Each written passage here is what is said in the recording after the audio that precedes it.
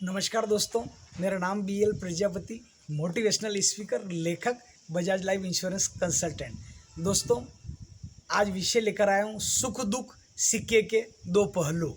जी हाँ, आप चैनल पर पहली बार आए हैं तो BL प्रजापति मोटिवेशनल स्पीकर को लाइक करें, सब्सक्राइब करें और शेयर करें। तो दोस्तों, आइए आज का जो शानदार हमारा कंटेंट है, सुख दुख सिक्के के दो पहलू।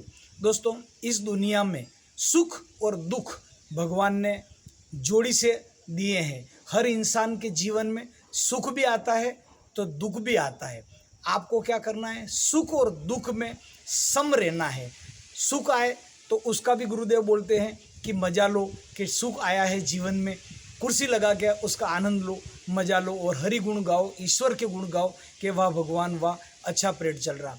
यदि आपके दुख भी आए, मुसीबत भी आए, तो उनको ईश्वर का प्रसाद स्वरूप मान के उनको स्वीकार करिए, क्योंकि दुख आता है सुख के लिए आएगा। अगर दुख आया है तो सुख बाद में आएगा। संघर्ष अगर जितना मजबूत होगा और जितना आप संघर्ष करेंगे उतना ही कहते हैं कि आपका उज्जवल भविष्य होता है। अगर मान लिया जाए जीवन में दुख नहीं आएगा तो हम सुख की पारी नहीं खेल पाएंगे। इसलिए सुख और दुख दुनिया के ये दो एक सिक्के के दो पहलू हैं। इनको हर इंसान को स्वीकार करना चाहिए। दोस्तों, कोई इस जीवन में शादी ब्याह नहीं हो रहा है इसलिए दुखी है कि हे भगवान मेरी शादी कर लो। दर दर वो मतलब जगह जगह साधु महात्माओं की शरण में जा रहा है, धोख दे रहा है, देवी देवताओं को मना रहा हो कि भगवान मेरी शादी करा दो। मतलब वो चाहता है कि एक बार शादी करवा दो। और शादी के लड्डू ऐसे है कि कहते हैं कि जो खाए उसको भी मज़ा आता है और जिसने नहीं चखा वो भी बेचारा दुखी है। तो कोई शादी नहीं हो रही तो दुखी है और किसी की शादी हो गई तो शादी को लेके दुखी कि भगवान इससे हमारा डिवोर्स हो जाए तो मैं जल्दी सुखी हूँ। और वो मन्नत मांगता है, वकीलों की शरण में जाता है, कोर्ट कचहरी जाता है और वो मतलब जो डिवोर्स लेने के लिए तैयार है। कई केस हमने देखे हैं। तो किसी को शादी नहीं हुई तो दुखी है और किसी की शादी हो गई तो मतलब जो है वो दुखी है। तो दोनों स्थिति में दुखी। कोई औलाद के लिए दुखी है कि हे भगवान हमको अब तो औलाद दे दो, हम तो औलाद दे दो। दर दर वो मतलब जो जगह जगह जा रहा है, किसी की बबूत ला रहा है, किसी का ताबीज़ ला रहा है, तो किसी का डॉक्टर के पास जा रहा है, पूरा चेकअप करवा रहे हैं, ऑपरेशन करवा रहे हैं कि भगवान औलाद दे दो, औलाद दे दो। और कोई औलाद से दुखी है कि भगवान ऐसी औलाद नहीं होती तो अच्छा है, भगवान इससे हम बांझपन रह जाता हमारा तो ठीक है। तो दोस्तों, ये जीवन है। ये क्या है? कर्म की गति के ऊपर हमारा सिद्धांत चलता है कि जो हमारी फाइल है, जैसा ईश्वर ने भेजा है और जो कर्म हमारे पूर्व जन्म के हैं उसी हिसाब से फाइल चलती रहती है। अभी हम देख रहे हैं कलयुग में, थोड़े दिन पहले देखे थे अपने रतलाम जिले की बात है। एक आदिवासी अंचल में एक मतलब जो है बेटे ने, कलयुगी बेटे ने माँ की हत्या कर दी प्रॉपर्टी को लेके।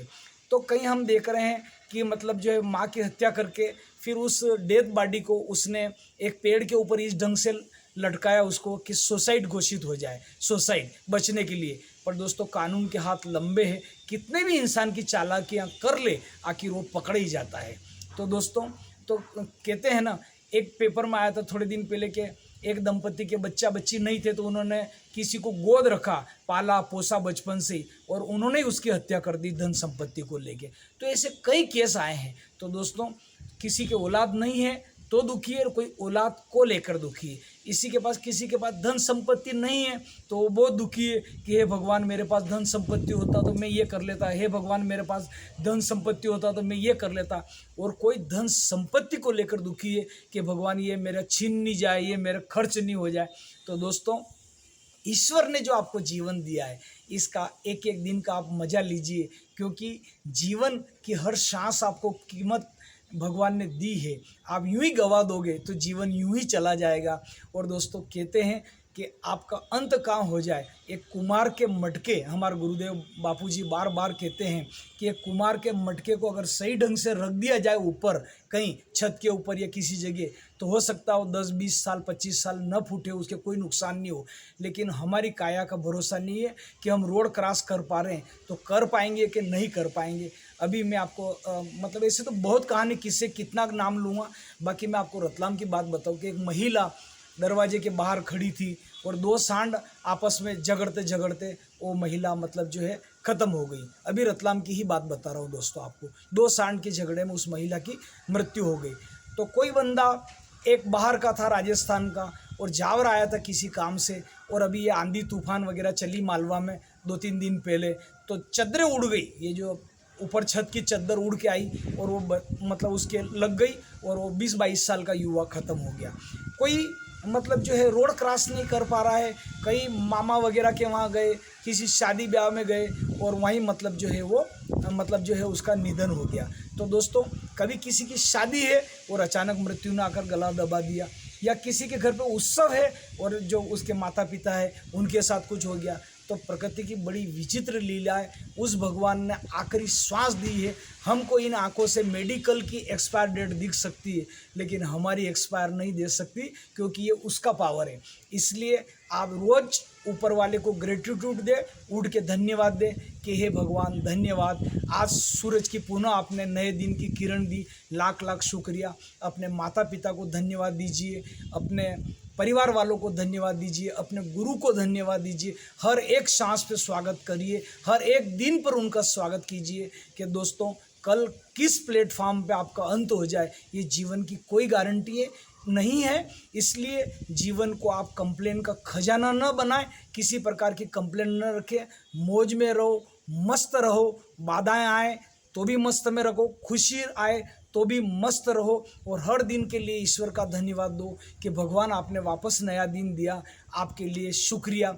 आपने जो हमको धन संपत्ति दी उसके लिए शुक्रिया। आपके पास पर्याप्त पैसा है तो लक्ष्मी जी, भगवान नारायण जी को धन्यवाद दो कि भगवान आपने हमको ज़रूरत से ज़्यादा पैसा दिया, धन्यवाद। आपका मकान ईश्वर ने अच्छा दिया है तो भगवान को धन्यवाद दो कि ईश्वर आपने हमको अच्छी जगह और मेरा घर स्वर्ग जैसा आपने मकान दिया, धन्यवाद। अपने माता पिता को धन्यवाद दो कि आपके कारण इस धरती पर मैं आया हूँ और आपने मेरे को एक अच्छे परिवार में जन्म दिया, धन्यवाद। गुरु को धन्यवाद दो कि हे गुरुदेव, आपके कारण ही हम इस संसार में दूर मतलब जो है सर्वत्र मतलब हमारी प्रसिद्धि है, तो इसका श्रेय गुरुदेव आपको जाता है। तो गुरुदेव, माता पिता, जो आपके पास संपत्ति, हर चीज़ वस्तु को आप रोज़ धन्यवाद दे, अदा करें। घर में अगर आपको माता जी द्वारा या महिलाओं द्वारा आपको अच्छा खाना मिल रहा है तो उनको भी धन्यवाद दें, और फिर भोजन आप ग्रहण करें। आप भोजन करने से पहले श्री श्री रविशंकर जी महाराज साहब कहते हैं